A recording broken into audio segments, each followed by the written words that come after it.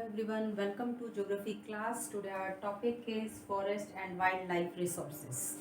Last video में हमने discuss किया था बायोडाइवर्सिटीज़ क्या होती हैं, फ्लोरा एंड फोना क्या है। उसके बाद हमने स्पीसीज़ को डिस्कस किया था, कौन कौन सी स्पीसीज़ हैं, एंडेंजर्ड कौन सी हैं, एक्सटिंक्ट कौन सी हैं, रेयर स्पीसीज़ कौन सी हैं। उसके बाद अब यहाँ पे बात आती है कंजर्वेशन की, कि अगर ये स्पीसीज़ ख़त्म होने वाली हैं, डेंजर के अंदर हैं, तो हम इन स्पीसीज़ को कैसे बचा सकते हैं, किस तरह से हम उनको कंजर्वेशन कर सकते हैं। तो इसके लिए गवर्नमेंट जो है वो बहुत सारी प्लानिंग्स करती है, बहुत सारे रिजर्व जो है यहाँ पे बनाए जाते हैं। आप सबसे पहले तो डिस्कस करेंगे कि कॉजेज़ क्या रहते हैं, causes of depletion of the flora and fauna. यहाँ पे जो कॉजेज़ हैं वो क्या रहते हैं। ह्यूमन बीइंग जो है वो ट्रांसफॉर्म करते हैं नेचर इनटू ए रिसोर्स ऑब्टेनिंग।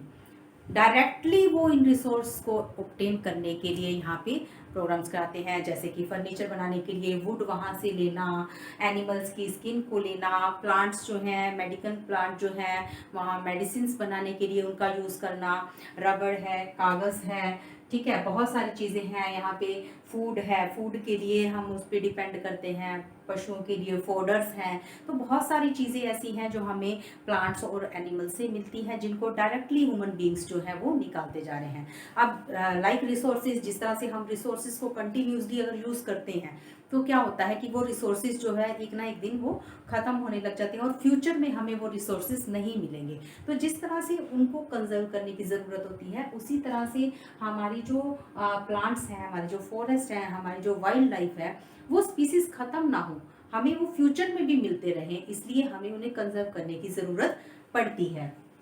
तो यहाँ पे ये तो कारण होते हैं डिप्लीशन के कि क्यों डिप्लीशन होता है, अब उन्हें रोका जाए। लेकिन उससे पहले हम देखते हैं कि कौन से ऐसे फैक्टर्स हैं जो यहाँ पे इफेक्ट करते हैं। तो सबसे पहला फैक्टर यहाँ पर हो जाता है हैबिटेट रिस्ट्रिक्शंस। हैबिटेट्स जो होते हैं वो एक जगह से दूसरी जगह पर जो है घूमते रहते हैं और वहाँ पे कल्टीवेशन के लिए, अलग अलग क्रॉप्स के लिए या रिसोर्सेज को निकालने के लिए वहाँ पे वर्क करते रहते हैं, जिससे क्या होता है कि वहाँ की जो स्पीसीज है, चाहे प्लांट्स की स्पीसीज है या एनिमल स्पीसीज है, दोनों को यहाँ पे डेंजर होता है। नेक्स्ट है हंटिंग। आप शिकार के लिए, हंटिंग के लिए लोग वाइल्ड एनिमल्स को मारते हैं, उनका शिकार करते हैं उनकी स्किन के लिए या अदर पर्पस के लिए, इनकम पर्पस के लिए। तो हंटिंग से क्या होता है कि वो स्पीसीज जो है वो अगर कंटिन्यूसली हंटिंग की जाती है तो क्या होती है, वो स्पीसीज खत्म होनी शुरू हो जाती है, वो डेंजर के अंदर है। पोचिंग का भी यही मतलब है कि जब आप कंटिन्यूसली किसी भी स्पीसीज को यूज़ करते जा रहे हो तो वहाँ पर वो ख़त्म होनी शुरू हो जाती है। ओवर एक्सप्लोरेशन, अगर हम नेचर का ओवर एक्सप्लोटेशन करते हैं, ज़रूरत से ज़्यादा हम उसको खोदते जा रहे हैं या यूज़ करते जा रहे हैं, तो क्या होगा, एक ना एक दिन तो वो ख़त्म होगा। अगर आपके पास कोई ऐसा सामान है, कुछ भी पैसा है या कोई भी सामान है, आप उसको कंटिन्यूसली, आप खाना है, खाने का आप उसको खाते जा रहे हो, खाते जा रहे हो, तो एक दिन तो ऐसा आएगा कि बिना लाए आप जो आपके पास स्टोर है आप उसे खाते जा रहे हो, तो एक ना एक दिन तो वो खत्म होगा। जब आप उसको कंटिन्यूसली उस पैसे को यूज़ करते जा रहे हो और आपके पास अर्निंग का और कोई सोर्स नहीं है, आप उसको कमा नहीं रहे, लेकिन जो है वो खर्च करते जा रहे हो, तो एक ना एक दिन तो वो खत्म हो जाएगा। तो वही चीज़ यहाँ पर हमारे नेचर के साथ होती है, अगर हम उसका ओवर एक्सप्लोटेशन करते जाएंगे तो एक ना एक दिन वो जो स्पीसीज हैं वो खत्म हो जाएंगी और फ्यूचर के अंदर हमें वो बिल्कुल भी दिखाई नहीं देंगी, ठीक है। उसके बाद पॉइजनिंग, जो केमिकल्स हम डालते हैं या ऐसे प्लांट्स हैं जहाँ पे केमिकल्स, ऐसी फैक्ट्रीज हैं, केमिकल्स फैक्ट्री लगाई जाती हैं जिनके धुएं से लॉस होता है, वहाँ आसपास के जितने भी वाइल्ड एनिमल्स हैं, या वहाँ पे ऐसे एरिया हैं जहाँ पे ये जो वेस्ट है, ये जो केमिकल्स है वो ज़मीन पे बहा दिए जाते हैं, जिससे क्या होता है, वहाँ फर्टिलिटी कम होती है। दूसरा, वहाँ पे जो वेजिटेशन है उसको लॉस होता है, वो ख़त्म होती जाती है। तो ऐसी रेयर स्पीसीज जो कहीं कहीं पे मिलती हैं, और उन रेयर स्पीसीज को बचाने के लिए हमें इन फैक्टर्स को रोकना होगा। यही फैक्टर्स हैं जो वहाँ पर उनको ख़त्म करने के जिम्मेदार हैं। उसके बाद फॉरेस्ट फायर, अब जंगलों में जो आग लग जाती है, जंगल खत्म हो जाते हैं, जिससे क्या हुआ, बहुत सारी स्पीसीज खत्म हो गई। अब यहाँ पे प्लांट्स तो खत्म हुए ही आग लगने के साथ साथ, और वहाँ पे जो वाइल्ड एनिमल्स हैं जिनका घर वहाँ पर है, जो वहाँ पर रहते हैं, उस क्लाइमेट के अंदर सर्वाइव करते हैं, अब वो वहाँ पर वो खत्म हो गया। कुछ वहाँ पे फायर के अंदर खत्म हो गए कुछ स्पीसीज, कुछ अगर बच जाती हैं तो वो दूसरी जगह पे चली जाती हैं। दूसरी जगह पे अगर वो सर्वाइव नहीं कर पाते उस क्लाइमेट के अंदर, तो क्या होता है, ऑटोमेटिकली वो भी खत्म हो गए। ठीक है, तो ये बहुत बड़े रीजंस रहते हैं, बहुत बड़े फैक्टर्स रहते हैं। अब मीनिंग को ले लो तो मीनिंग जो है ये भी बहुत बड़ा फैक्टर है यहाँ पे।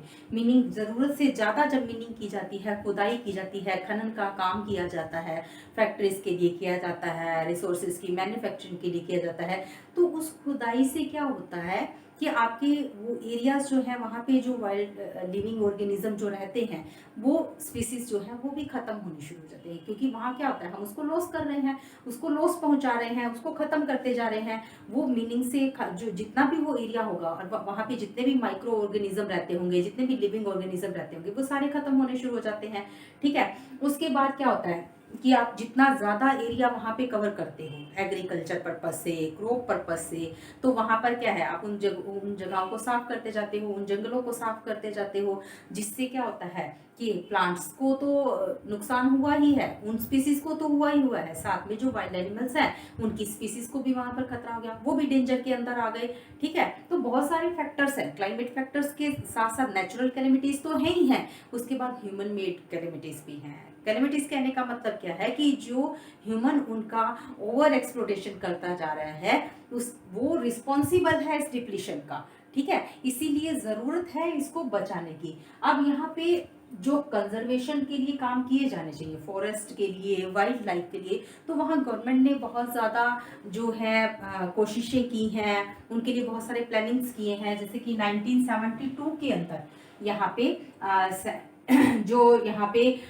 डिमांड आई थी वो इम्प्लीमेंट की गई, जो सेंट्रल जो कंजर्वेशन डिमांड थी वो इम्प्लीमेंट की गई 1972 के अंदर, जिसमें गवर्नमेंट ने अनाउंस किए, बहुत सारे ऐसे प्रोजेक्ट अनाउंस किए जो एनिमल्स के लिए, वाइल्ड एनिमल्स के लिए, फॉरेस्ट के लिए बहुत ज़्यादा ज़रूरी थे, और वो इनको कंजर्व करने में बहुत ही ज़्यादा इंपॉर्टेंट रोल वहाँ पे प्ले कर सकते थे। जैसे कि प्रोजेक्ट्स, बहुत सारे प्रोजेक्ट लॉन्च किए गए, like tiger project. Tiger project launch किया गया 1973 के अंदर।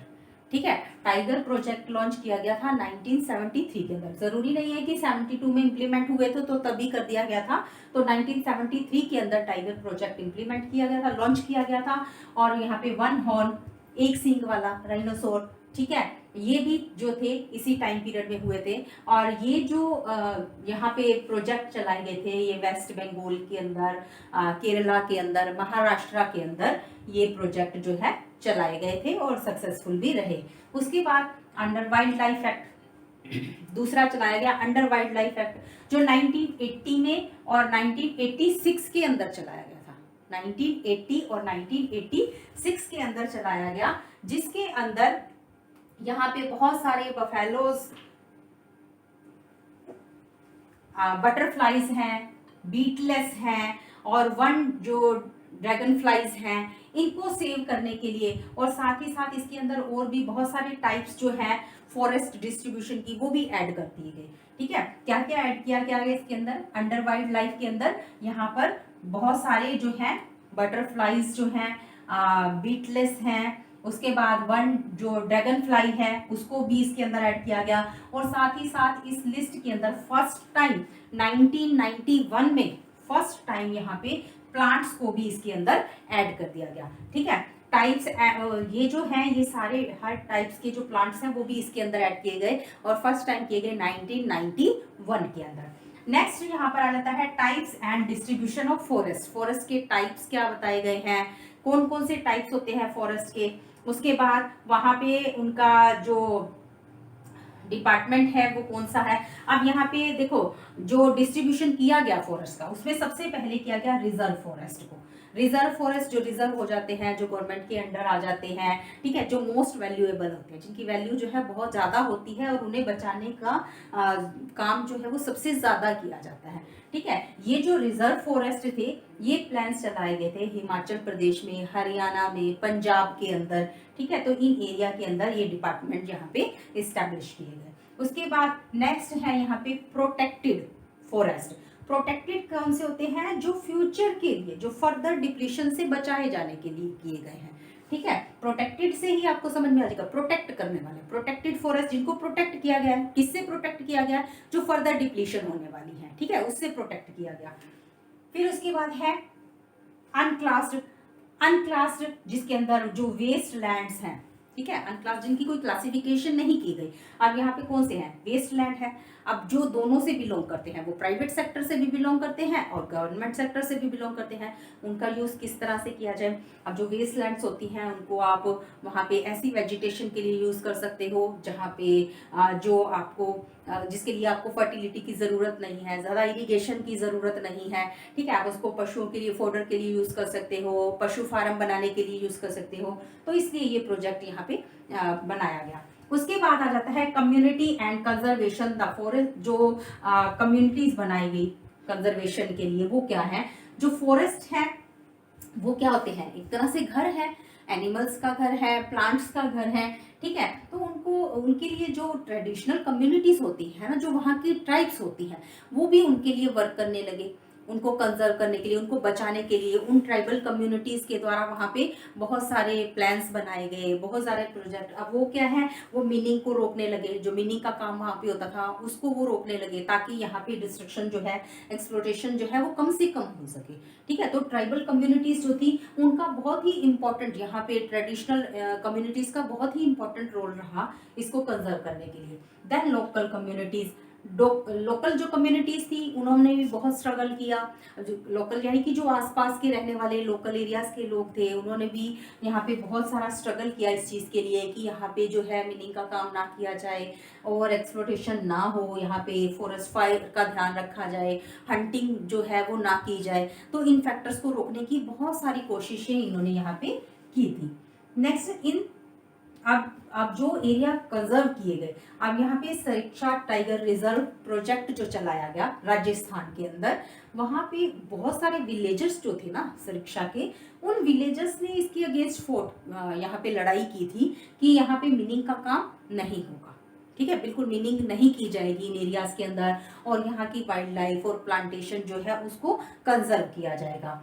नेक्स्ट यहाँ पे जो फेमस चिपको मूवमेंट के बारे में आपने पढ़ा होगा, जो चिपको मूवमेंट है जो उत्तराखंड के एरियाज में हिमालयन रीजन्स के अंदर चलाई गई, वहां पर भी सक्सेसफुली इस मूवमेंट ने काम किया था। वहां पर भी ये सक्सेस हुआ, वहां पे पेड़ों को कटाई जो है वो कम कर दी गई, बहुत कम कर दी गई, और वहां पे अलग अलग स्पीसीज को सेव करने के लिए भी कोशिशें की गई। देन फार्मर्स एंड सिटीजन्स, जो फार्मर और सिटीजन्स के ग्रुप थे उन्होंने भी बहुत सारी यहाँ पे कोशिशें की, और फार्मर जो और थे या जो नॉर्मल सिटीजन्स थे वहाँ पे, उन्होंने एक प्रोजेक्ट यहाँ पे चलाया कंजर्वेशन के लिए। कम्युनिटी इकट्ठी हुई जहाँ पे था बीज बचाओ। ठीक है, बीज बचाओ आंदोलन शुरू किया टेहरी के अंदर और नवदन्या के अंदर। ठीक है, अब यहाँ पे क्या था कि यहाँ पे विदाउट केमिकल्स, ठीक है, विदाउट केमिकल्स यहाँ पे जो बीज है वो यूज किए जाए, पेस्टिसाइड्स का यूज ना किया जाए, ऐसे केमिकल्स यूज ना किए जाए जिससे कि स्पीसीज को या लिविंग ऑर्गेनिज्म जो है उनको किसी तरह का लॉस हो, डिप्लीशन हो उन स्पीसीज का। तो इसका ध्यान रखा गया यहाँ पे। तो तीन यहाँ पे प्रोजेक्ट चलाए गए, सरिस्का का, चिपको मूवमेंट और उसके बाद बीज बचाओ। ये तीनों आपको याद रखने हैं क्योंकि आपके क्वेश्चंस जो हैं वो यहाँ से आ सकते हैं। फिर नेक्स्ट यहाँ पे आ जाएगा कि जो केमिकल्स यहाँ पे है, विदाउट केमिकल हमने यहाँ बात कर ली। उसके बाद जेएफएम 1988 में इंट्रोड्यूस किया गया।